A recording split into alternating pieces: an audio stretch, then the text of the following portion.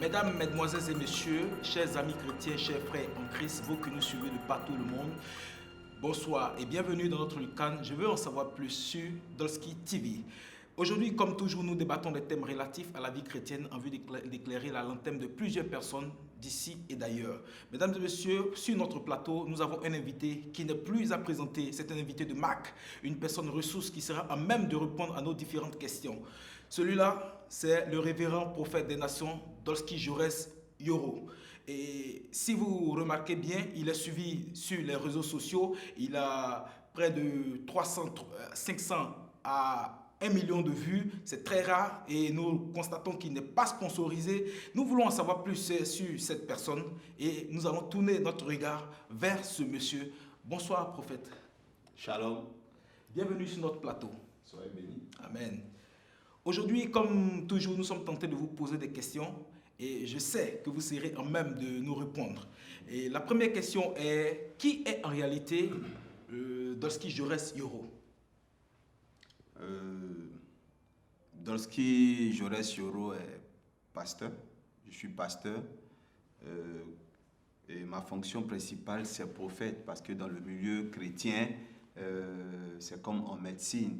Il y a les généralistes et il y a des spécialistes, donc des spécialités. Donc de façon générale, nous sommes tous pasteurs, nous qui faisons fonction de prêcher Jésus, nous qui encadrons les âmes et les exhortons à demeurer dans la bonne voie jusqu'au retour de Christ. Alors ma spécialité est prophète, parce que dans la parole de Dieu, il est décrit 5 ministères qui composent le corps du Christ, voilà, qui sont habilités à jouer le rôle de leader ecclésiastique. Alors, dans ces 5 ministères, il y a le pasteur, l'apôtre, le docteur, l'évangéliste et le prophète. Moi, je suis prophète de Dieu et je suis leader d'une mission qui a eu son inauguration il n'y a pas vraiment longtemps. C'est vrai que je suis converti il y a très longtemps, je suis dans le ministère il y a très longtemps en tant que sous-leader, mais ce ministère que je dirige, je l'ai commencé depuis déjà 2006. Il a commencé à se maturiser en 2008 et aujourd'hui je suis en face de vous. Alors je suis à votre disposition pour toutes les questions. D'accord. Nous voulons en savoir un peu plus, aller un peu plus loin. Nous savons que ici en Côte d'Ivoire, des hommes de Dieu qui naissent, nous les voyons venir parce qu'ils ont des pères spirituels très connus, mais vous sortez de nulle part. Et aujourd'hui, vous défrayez la chronique. On veut savoir d'où vous venez effectivement. Ok. Alors, bon, vous avez dit, je viens de nulle part. En fait, je ne viens pas de nulle part. Je suis d'une formation chrétienne normale, comme tout bon pasteur. C'est vrai que j'ai reçu l'appel, mais je suis passé sous des hommes de Dieu. Déjà, je suis né dans une famille qui avait déjà cette culture chrétienne. Mes parents catholiques au départ. Et plus tard, pour des problèmes, je crois, d'enfantement, de fertilité, de santé, je veux même dire de bonheur, mes parents ont commencé à aller aux portes des pasteurs. C'est comme ça que moi, en tout cas, en tant qu'aîné de famille, j'ai très tôt connu les églises. Vous savez, ici en Afrique, nos mamans, quand elles cherchent Dieu, elles tournent beaucoup. Et quand elles tournent avec le bébé au dos, imaginez-vous ce qui a pu bien m'arriver. Oui, ce qui a bien pu m'arriver, c'est de connaître beaucoup d'églises, beaucoup de d'écoles de dimanche. Mais l'église qui est devenue la principale que mes parents avaient, c'était l'église Réveil à Yamsokro.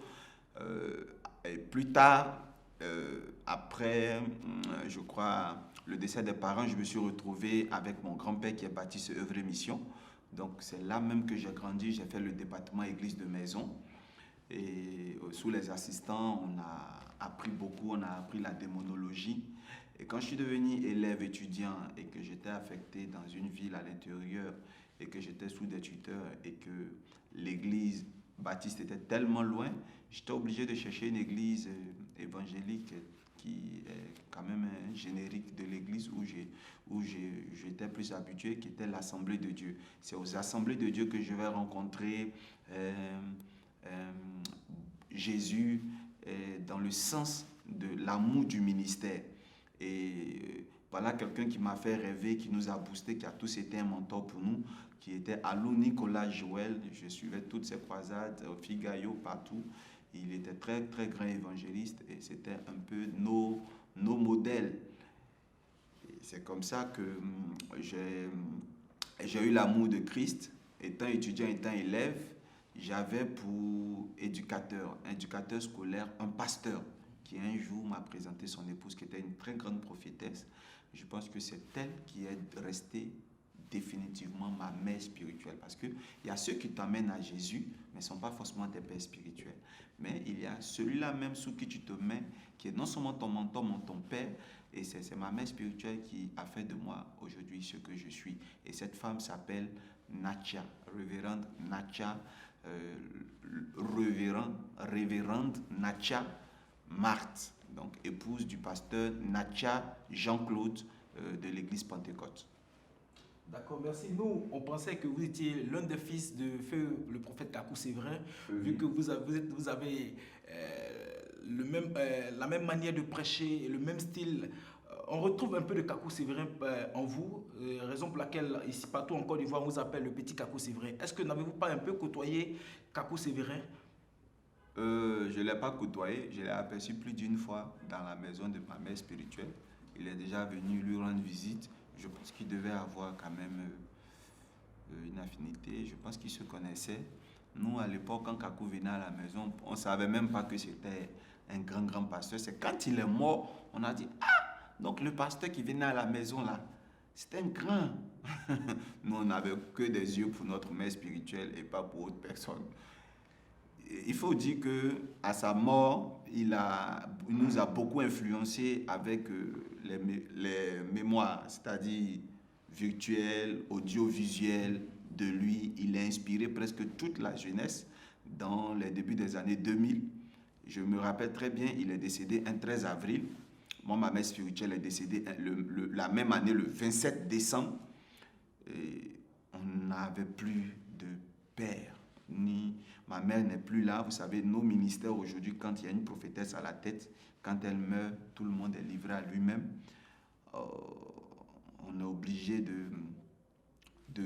vivre de façon autodidacte.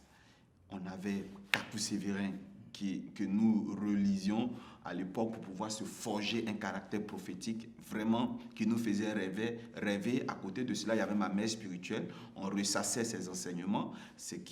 Et donc, peut-être que c'est de là vient un peu mon style qui se prête, ou mon style qui ressemble à Kakou Séverin. Mais je sais pas d'où ça vient, je ne l'ai pas connu. Ben, beaucoup le disent et je me constate. Mais ce n'est pas aussi quelqu'un que j'ai trop plagié, trop écouté. C'est vrai, dans les débuts, on l'écoutait beaucoup jusqu'au jour d'aujourd'hui. De temps en temps, on l'écoute aujourd'hui. Il a été une source d'inspiration pour moi. Et on se sert aussi même de ses défauts pour pouvoir se construire. Peut-être que c'est de là que ça vient. Voilà. D'accord. Vous êtes un prophète. Et non seulement un prophète, mais on dit de vous un prophète voyant. Mais avant d'en arriver, nous allons vous poser une question. Quand et comment avez-vous reçu l'appel de Dieu? Je ne cesserai de le dire. J'ai reçu l'appel de Dieu à bas âge. Voilà, j'avais 13 ans, à la veille de mon anniversaire. Et c'est là que j'ai fait la rencontre de Dieu. À 13 ans, je pense que j'avais fait une gaffe. On m'avait puni un peu.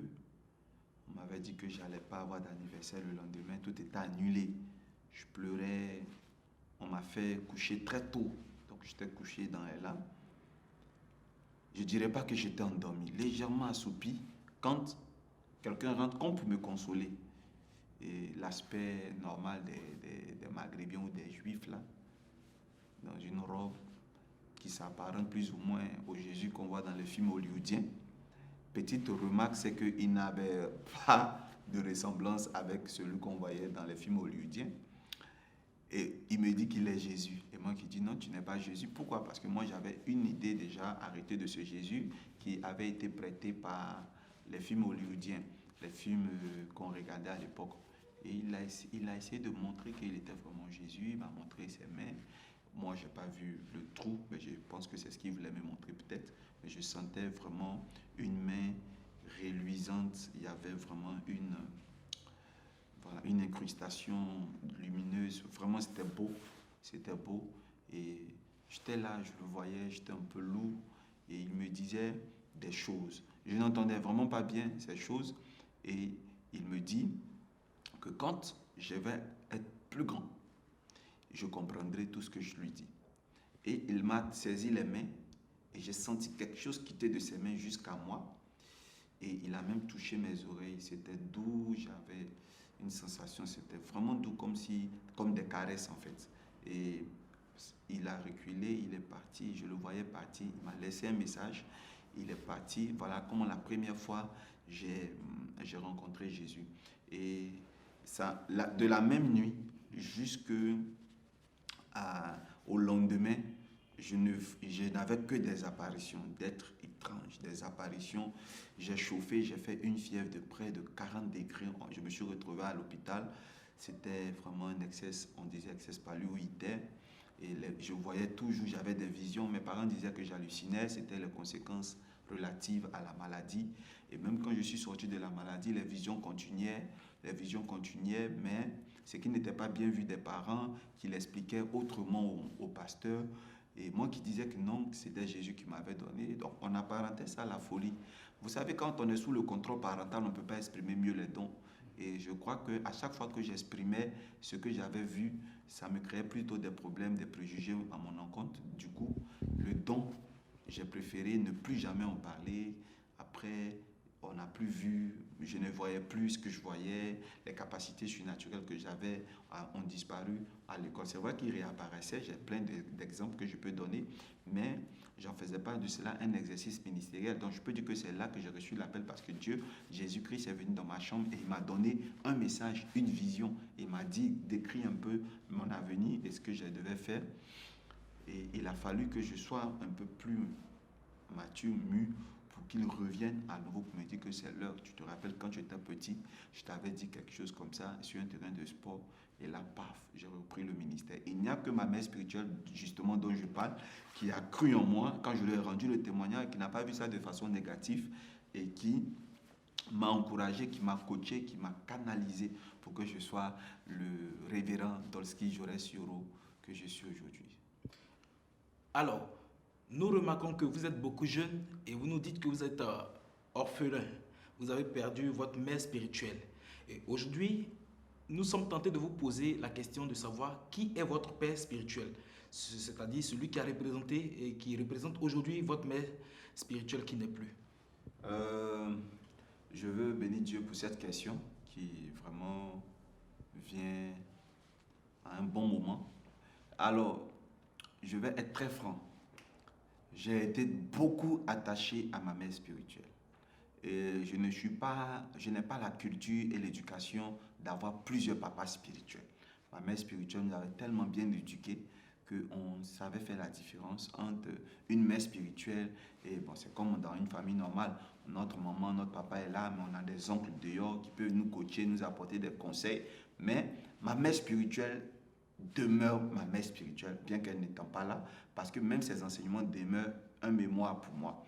Donc, je suis toujours son mémoire et je l'applique et vraiment, je fais des travaux appliqués en fonction de ce que j'ai appris. Ben, vous savez, il n'est pas bon de rester sans père. Alors, pendant plusieurs années, j'ai eu de l'admiration pour des hommes de Dieu. Et pas beaucoup, qui étaient pour moi des baromètres. Mais à chaque fois que je les ai approchés, vous savez, pour que je puisse entrer sous eux pour m'aider, il y a eu soit le problème, le facteur où je ne suis pas de leur ministère, je ne suis pas un intérêt pour leur ministère, l'église que je bâtirai n'est pas pour leur ministère, donc je me suis senti rejeté à ces moments. L'autre option, c'est la méfiance de ces 10 pères qui est véritablement raisonnable. Pourquoi? Parce qu'aujourd'hui, ils ont pris des jeunes dont ils ne connaissaient pas vraiment les origines. Les jeunes n'ont pas été souples en voulant suivre donc, leur vision. Donc, ces hommes de Dieu qui ont... comment on appelle ça, ces hommes de Dieu qui ont reçu des frustrations de la part de certains étudiants, de la part de certains élèves, voilà, ont peur et on la craint de recevoir encore de nouveau. Moi, j'ai été victime de ça. J'ai approché des hommes de Dieu, mais qui étaient déjà braqués Voilà, ils étaient braqués, bien que j'avais eu l'inspiration qu'ils restent mes mentors. Ils étaient très braqués parce qu'ils ont été beaucoup, beaucoup frustrés par une certaine génération qui venait vers eux. C'est ainsi que j'ai connu le prophète Jean-Marie Domoro, quelqu'un que j'admirais beaucoup depuis longtemps, même étant avec ma mère spirituelle. Et j'ai toujours dit que si un jour j'avais l'occasion d'approcher cet homme de Dieu et qu'il avait le temps de m'écouter, j'allais lui demander véritablement de prendre le relais de ce que ma mère spirituelle avait commencé. Cet homme de Dieu a été très, très, très, très bien avec moi. Un homme très humble qui m'a accepté comme son fils, au même titre que son fils. Je vous promets, il m'appelle pour me demander mes nouvelles. J'étais récemment de passage aux États-Unis, la première fois même déjà, quand je suis allé aux États-Unis, il m'a demandé « Ah, tu es arrivé aux États-Unis, mais je ne suis pas là, je suis en France. » Lui-même, la deuxième fois que je suis arrivé, je vous promets que j'ai omis de l'appeler pour dire que j'étais sur le territoire des États-Unis. C'est lui qui m'a appelé pour me dire « Mais tiens, tu es aux États-Unis, mais tu ne m'appelles pas. » Et en plus, il a pris le numéro d'une personne qui était dans l'église où j'étais allé prêcher pour que la personne puisse entrer en liaison avec moi pour établir la connexion. Et vous voyez, c'est un homme qui m'enseigne, qui me coach. Non, ne fais pas ceci dans ta communication sur Facebook, dans ta communication ici. Vas-y comme ça, pas. Vraiment, je peux dire que si j'ai un père, c'est Jean-Marie Domoro qui me coach, un mentor pour moi. Voilà, c'est lui. Et c'est ça. Voilà la réponse un peu. D'accord. Nous sommes beaucoup rassurés vu que votre père spirituel, c'est Jean-Marie Domoro. Et nous savons que vous êtes un prophète qui fait beaucoup le tour du monde. Vous partez partout dans les pays. Vous partez au Ghana, au Nigeria, partout. Mais pourquoi n'avez-vous pas choisi de père spirituel comme vos frères ivoiriens le font, ghanéens ou nigériens, et vous avez préféré votre frère ivoirien Jean-Marie Domoro? Oh, peut-être que parce que je n'ai pas été attiré ni impressionné par ces personnes ou je ne suivais pas vraiment leur actualité. Je le reconnais. Bizarrement, bon, j'ai pas eu cette chance de suivre l'actualité des Ghanéens, des Nigériens, des anglophones. Voilà. Bon, j'ai été plus impressionné déjà d'abord par les prophètes maison de Côte d'Ivoire. Par exemple, Kakou Sévérin, a commencé par ma mère spirituelle, Kakou Sévérin et Jean-Marie Domoro. C'est des hommes de Dieu qui m'ont beaucoup influencé. Et puis plus tard, j'ai découvert les Nigériens. Bon, je me suis dit, ça doit être la même chose. La seule différence, ça doit être la communication. Voilà, la communication autour de ce qu'ils font, parce que voilà, avec ma petite notion de communication, je me suis dit, vous savez, c'est une affaire de pub et de communication, mais quand on regarde dans le fond, ce qu'ils font, mes pères ici le font. Donc moi, c'est comme ça que j'ai préféré me contenter de mes pères d'ici. Voilà, c'est vrai qu'ils ne sont pas grandement médiatisés, peut-être pour problème de culture, de connaissances dans le domaine de com, mais moi je préfère le fond. Le fond est qu'ils sont des choses que les autres font. Donc j'ai préféré rester avec un père de la Côte d'Ivoire. Voilà qui est clair. Revenons à notre question sur la question des prophètes voyants. On dit de vous, vous êtes un prophète voyant. Et nous sommes tentés de savoir, nous voulons savoir en réalité, c'est qui un prophète voyant? Ok. Donc le prophète voyant dans 1 Samuel 9, verset 9, la Bible dit qu'on appelait autrefois les prophètes des voyants. Voilà, c'est comme ça qu'on les appelait avant. Les voyants, c'était une catégorie de prophètes qui travaillaient un peu, si on veut dire, comme aujourd'hui. Ils sont comme ce que vous appelez médiums, profilers. Et voilà, ils ont un sixième sens. Donc la capacité d'orienter, de voir, d'entendre des noms, de voir le passé, le présent, le futur des personnes. Ils ont la précognition, ils sont très détaillants dans le domaine prophétique. Et quand nous lisons la Bible, par exemple, dans le livre de 1 Samuel, il y a un homme qui a perdu ses ânesses. Et il a envoyé son fils Saül, qui devient plus tard roi. Il l'a envoyé pour aller chercher les ânesses. Jusqu'à un moment donné de la nuit, il ne trouvait pas les ânesses. Alors le serviteur de Saül lui dit, on ne va pas retourner à la maison bredouille. On a un joker, et ce joker, c'est le prophète. Allons consulter un prophète qui va nous aider à trouver les ânesses. Voyez un peu. Donc, le prophète voyant, voilà un peu son rôle. Il a comme en lui un don de localisation, un GPS, voilà, qui lui permet de localiser des personnes. Il a comme un satellite qui lui permet de tracer des personnes. Donc, voilà un peu d'où vient le mot voyant. Pour moi, le mot voyant, qui est devenu tellement péjoratif, a fait que moi, je n'ai pas voulu trop porter le nom voyant. Je suis plutôt révérend. On m'appelle révérend. Voilà, révérend Dolski ou prophète Dolski. D'accord. Là encore, il y a une nuance avec le mot révérend. C'est qui est révérend? Bon, le révérend, c'est un titre honorifique, c'est l'autre nom du pasteur. Mais vous voyez, même quand on dit, c'est la racine du mot révérence. C'est une manière d'honorer. Tu vois, quand quelqu'un a réussi dans la vie, quand il meurt, on ne dit pas il est mort, on ne dit pas il est décédé, on dit il a tiré sa révérence. Donc c'est un titre honorifique. Le député, on l'appelle honorable. Le président, son excellence. Voilà. Et donc nous, dans notre domaine, il y a des petits titres honorifiques. Par exemple, le révérend, il mérite son titre quand il est un pasteur qui a une école, qui a formé des pasteurs, et ces pasteurs ont aussi des pasteurs. C'est mon cas. Je mérite le nom révérend parce que je suis pasteur de pasteurs. J'ai formé des pasteurs, j'ai des églises. D'accord. Voilà. Nous voyons ici en Côte d'Ivoire que chaque jour, il y a des révérends, des bishops, des évêques, des archevêques qui naissent. Nous savons tous que vous êtes un père. Vous avez plusieurs pasteurs sous votre main. Et vous avez des pasteurs même qui ont formé des pasteurs. Donc cela sous-entendrait que vous devez être au stade de bishop.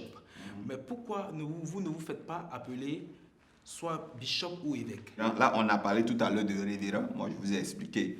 Bon, voilà. Je pense que le mot révérend est un titre honorifique quand même. Voilà. Donc, je me sens plus à l'aise dans révérend que dans voyant. Voilà, ça sonne mal.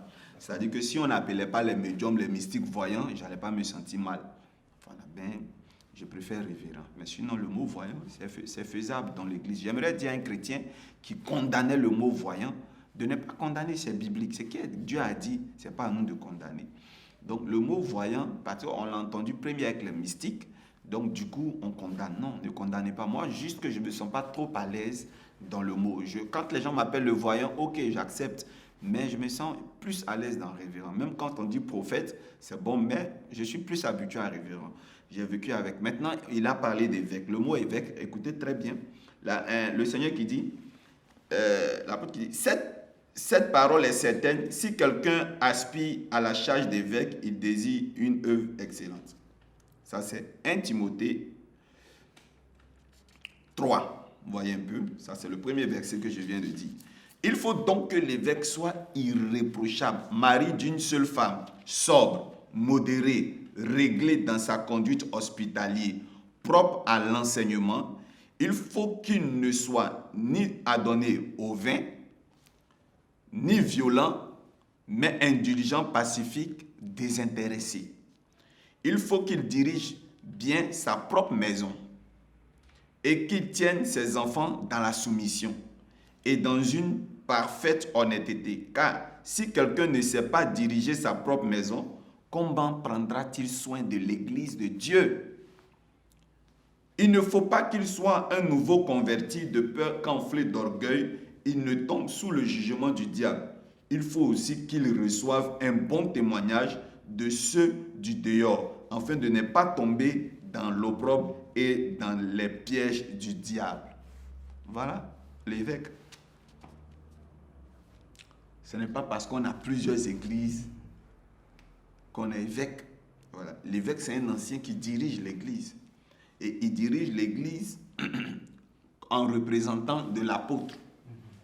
Pour maintenir la vision de l'apôtre principal. Par exemple, Paul a une vision, il a un enseignement. Timothée et les autres sont ses évêques sur les églises. Est-ce qu'on se comprend un peu? Voilà, donc ils sont là, mais il y a des critères pour être évêque. D'abord, moi, ce que je retiens, il ne faut pas qu'il soit nouveau converti. Amen. Amen. Écoute, ça me plaît bien ce petit qu'on dit. Il ne faut pas qu'il soit un nouveau converti. Moi, j'ai vu dans mon pays ici des artistes, chanteurs. Pendant que nous, on allait à l'église, ils étaient chanteurs. On les a vus à la télévision. Dès qu'ils se sont convertis, après 2-3 cours bibliques, ils sont devenus évêques. Bon, vous savez, aller à l'église, faire une école pastorale, c'est être converti. Oui. Mais le mot nouveau, là, a sa définition dans le dictionnaire qu'on doit respecter. Oui. Voilà. Il y a ancien converti, il y a nouveau converti. Et puis si l'apôtre dit ça, il ne faut pas qu'il soit nouveau. Il sait pourquoi. Parce que c'est de là que vient après certains vices. Vous savez, quand les gens sont nouvellement convertis, quand on est homme de Dieu, après on est béni là. savez, l'onction attire le serpent. Donc on est béni. Les femmes nous veulent, nous les hommes de Dieu. Ça, je crois, c'est un problème pour lequel nous devons beaucoup parler. Il y a le problème de la notoriété, la célébrité qui vient. Donc, du coup, comme tu es nouveau converti, il y a des anciens réflexes du monde qui viennent. Tu as envie de rattraper des choses que tu n'as pas pu faire dans le passé, ou bien soit l'esprit de l'ancien homme veut s'exprimer, et puis bon, c'est après que là, il y a plein de scandales dans l'église. Donc, c'est pour ça que l'évêque, excusez-moi, ne doit pas être jeune. Il faut qu'il ne soit ni adonné au vin, ni violent, mais indulgent, pacifique et désintéressé. Voilà. Donc, on voit des évêques qui boivent à longueur de journée, qui ont des témoignages de violence. On rentre dans leur maison, il y a le désordre. Bon, je ne vais pas faire une prédication ici. Je vais te dire que le mot évêque, d'abord, on ne doit pas combattre le mot évêque. Quelqu'un qui s'appelle évêque, d'abord, souvent, on a tendance à dire ceux qui font les conflits de religion, nous les catholiques, nous les évangéliques, parce que je condamne, ne doit pas avoir de conflit de religion. Souvent, les catholiques se revendiquent d'être les propriétaires du terme évêque. Les évangéliques refutent ça parce que peut-être les catholiques ont ça. Quand un évangélique porte ce nom, il y a non, pourquoi il s'appelle évêque?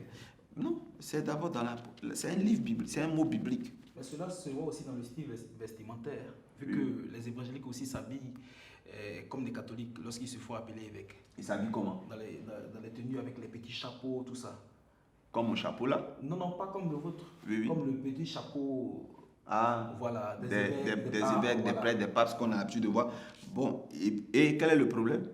Bon, je n'arrive pas à comprendre. Bon, là, moi, ce que je veux dire, je ne porte pas d'habits sacerdotaux, d'évêques et autres. Bon, je l'ai jamais fait. Bon, je me rappelle, ma mère spirituelle, quand elle nous consacrait, bizarrement pour elle, là, je peux dire que ça devait être une consécration gaoise. On était gaou ou c'est elle. Parce que nous, elle ne nous a pas fait porter tout ça. Elle nous a attrapés, elle nous a mis au milieu, elle nous a consacrés.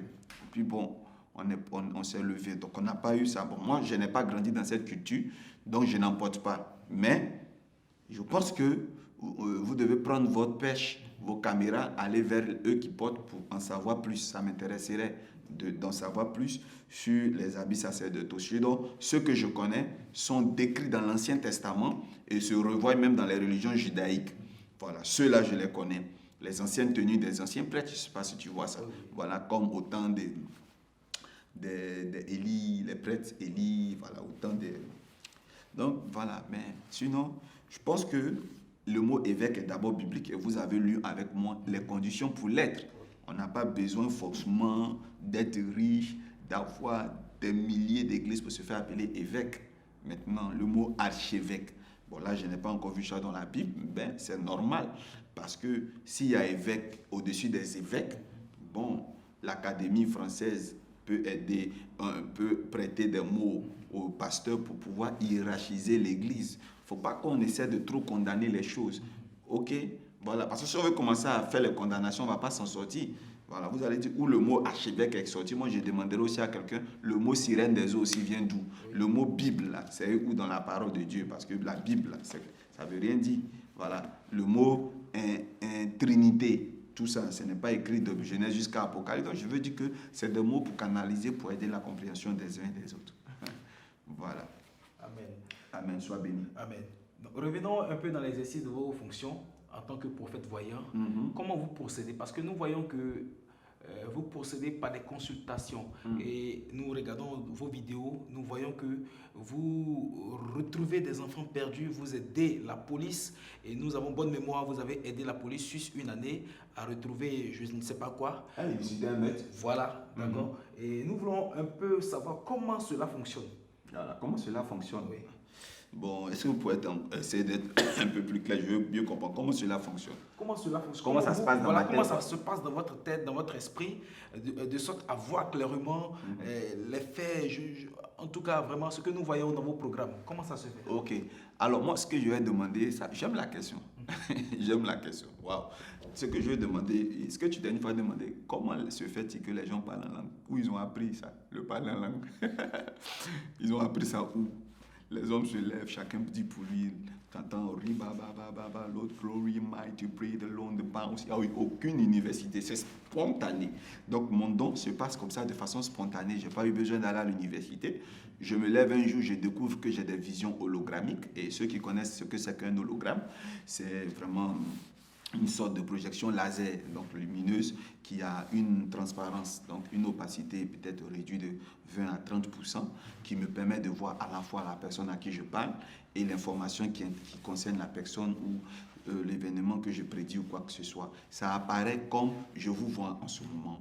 Et c'est des tableaux, c'est des flashs. Si quelqu'un a déjà fait un rêve, il peut comprendre ce qui se passe dans ma tête, pourvu qu'ils se disent que c'est un rêve que je fais debout, pas les yeux fermés.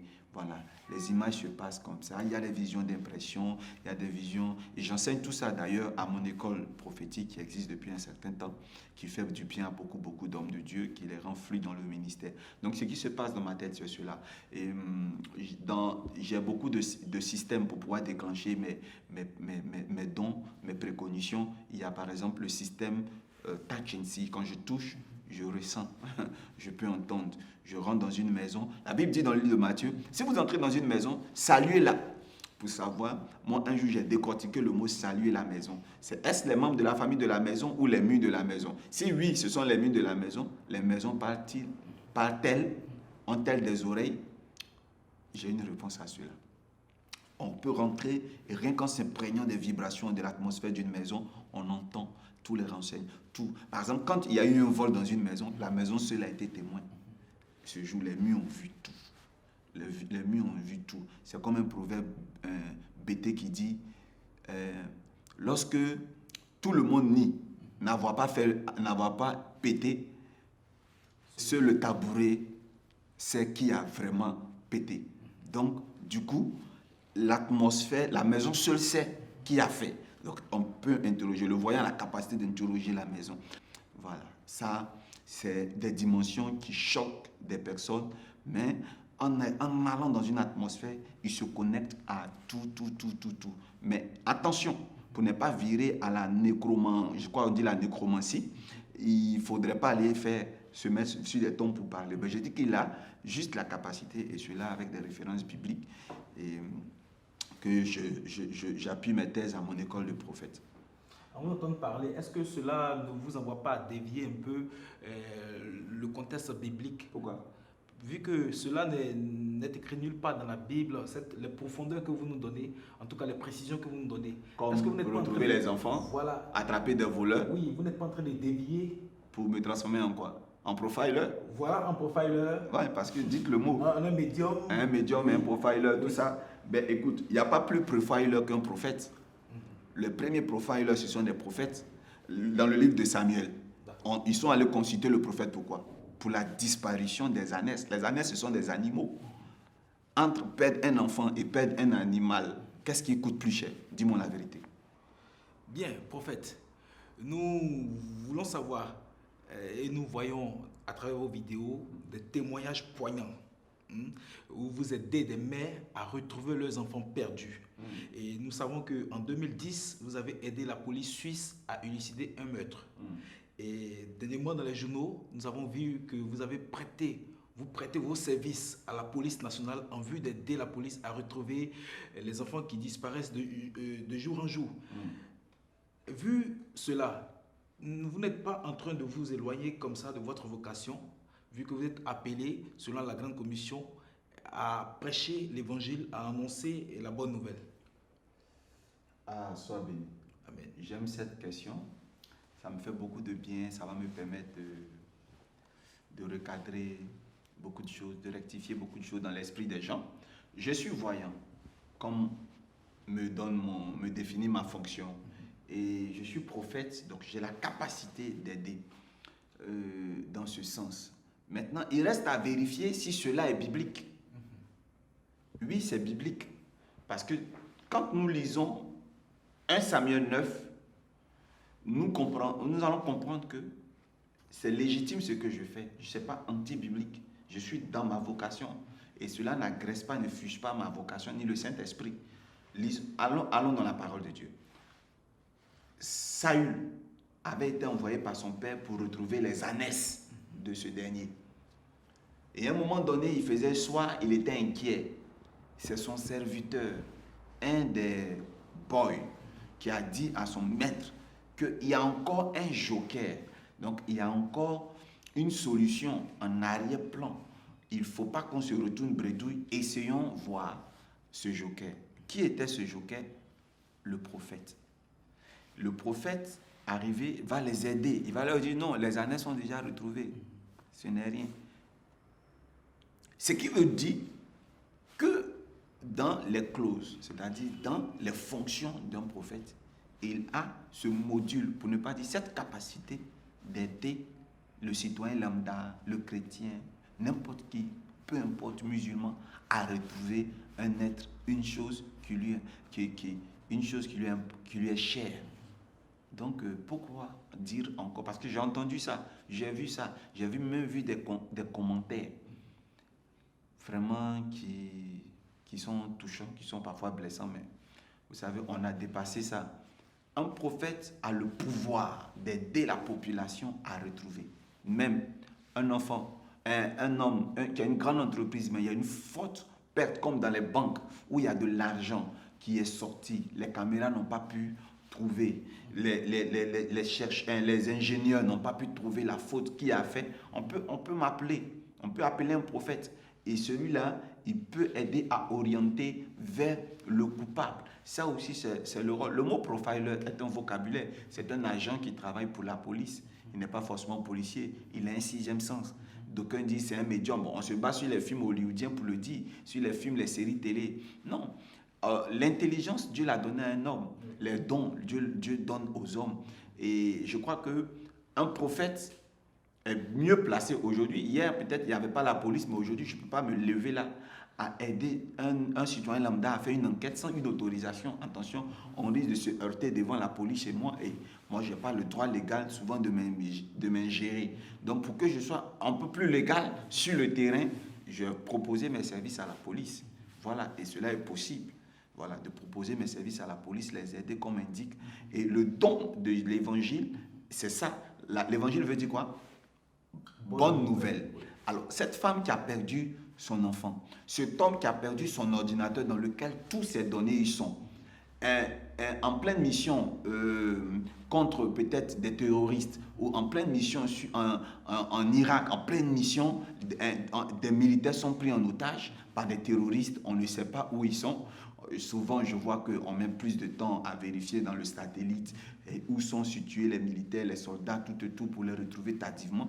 Le prophète a la capacité de pouvoir localiser des personnes qui ont été prises en otage, des enfants kidnappés, des soldats kidnappés en pleine guerre, des prisonniers de guerre qu'on a cachés quelque part, qu'on demande des rançons injustement. C'est aussi le rôle du prophète et je ne suis plus à présenter dans ce domaine. Toute la Côte d'Ivoire au courant que j'ai cette capacité de pouvoir localiser des personnes. Et je crois que c'est ça aussi la bonne nouvelle. Une bonne nouvelle. Une bonne nouvelle. Si les prophètes aident dans ce sens, ils donneront le sourire à plusieurs personnes. Et je ne crois pas que je suis en train de sortir de ce cadre parce que c'est Dieu qui m'a autorisé. Puisque je sais Dieu, donc Dieu me parle, je n'écoute pas les hommes. Et j'aimerais préciser que les services que je donne ne sont pas payants. Donc ce n'est pas pour mon enrichissement, mais il est écrit, on ne va pas voir l'homme de Dieu les mains vides. Voilà, donc il n'y a pas un tarif pour venir me voir, mais c'est une culture que vous devez avoir, que les citoyens doivent avoir, de venir voir l'homme de Dieu chargé de quelque chose pour pouvoir facilement se connecter, facilement être béni. Mais sinon, ce n'est pas dans le but de m'enrichir. D'ailleurs, la Bible dit l'ouvrier mérite son salaire, je vis. Je vis, je n'ai rien à envier et... je suis quelqu'un qui prêche l'évangile dans les villages et les hameaux. J'ai été déjà habitué à une vie modeste. Et donc, ce n'est pas parce que l'œuvre de Dieu est devenue tellement dure et n'est pas rentable que je veux rentrer dans la police. Non, c'est pour faciliter des choses. Écoute, je vous donne un exemple pour conclure. J'ai localisé tout récemment un enfant qui a été kidnappé et qui s'est retrouvé au Ghana. Par qui? On ne le sait pas. Je donne les informations aux parents. Ils sont pas armés. Ils vont prendre un véhicule, ils veulent retrouver leurs enfants et hop, ils s'en vont au Ghana. ils arrivent exactement là où je leur donne l'information. Bon, et si les kidnappeurs sont armés, c'est comme si on les a livrés. Donc, si je suis en collaboration avec la police, après avoir trouvé, après avoir localisé l'enfant, la police et moi entrons en collaboration et ils affectent à ce sujet-là 2 agents qui escortent cette famille jusqu'au point définitif. Il y a une autre chose, il y a des formalités de frontières. Notre police n'a pas le droit de mener des investigations d'un autre côté d'une frontière. Donc pour cela, il faille d'autres formalités administratives. Donc, en tant que prophète, Dieu est sage. Il faut obéir et respecter les autorités. C'est dans ce sens-là que je vais voir des commissaires. Je vais voir qui de droit je veux parler. Je lance un appel à l'État d'encadrer et d'être en collaboration et en étroite complicité avec vos prophètes qui ont ce genre de talent. Cela pourrait réellement vous aider. Vous avez parlé, il y a le thème profiler et autres qui est sorti. Mais c'est venu d'où? Des Blancs. Les Blancs, ils sont des détecteurs de talent. Les profilers, c'est des hommes qui ont des 6e sens. Il n'y a pas que des prophètes ecclésiastiques qui ont le 6e sens. Il y a des personnes qui ont ce don de façon innée, mais d'autres États les détectent depuis l'école et on les affecte à ce domaine pour devenir des détectives privés à grande intuition. Est-ce que vous me comprenez un peu? Dotés d'une très grande intelligence, et donc on les encadre et cela aide la police et donc le développement. L'évangile peut contribuer au développement et je reviens sur le mot évangile, ça veut dire bonne nouvelle. Et donc si nos actes apportent une bonne nouvelle, on est toujours dans notre mission. Donc je ne pense pas que je suis en train de dévier de ma vocation. Et vous savez, comme je sais, c'est-à-dire que je demande tout simplement qu'on me mette à l'épreuve. J'ai été trop mis à l'épreuve dans cette nation, trop mis à l'épreuve. Je suis allé dans plusieurs pays où où les noms sont compliqués, mais j'ai donné des noms, j'ai donné des directives, des origines, des causes lointaines dans les familles. Donc, vous voyez, mon don est universel, ce n'est pas un don que je pratique que dans mon église. Donc, vous comprenez que c'est un don à tester, à essayer, pour donner le sourire à des moments, pour donner le sourire à des chefs d'entreprise.